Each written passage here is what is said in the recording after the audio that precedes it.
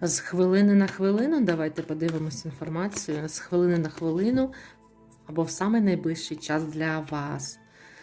Так, ну дивіться, ой, тут у когось буде рух стосовно вашої стабільності, проявленості або якоїсь фінансової сфери, якщо у вас не було заробітку, була затримка грошей, або ну, щось з приводу того, або взагалі у когось могло і не бути грошей. Ну, не було енергії, не було відкуди їм поступати до вас, так? То тут буде вирішення цього питання.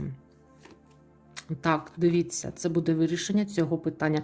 Вам Всесвіт надає шанси. Ви зараз цього не знаєте. І навіть можете не розуміти, звідки воно у вас вийде. Ну, вам тут кажуть, що не треба за це хвилюватися. Живіть життя і радійте, а як воно буде, то вже Всесвіт позабудеться. Дивіться, карти самі перевернулися. Всесвіт позабудеться у вас.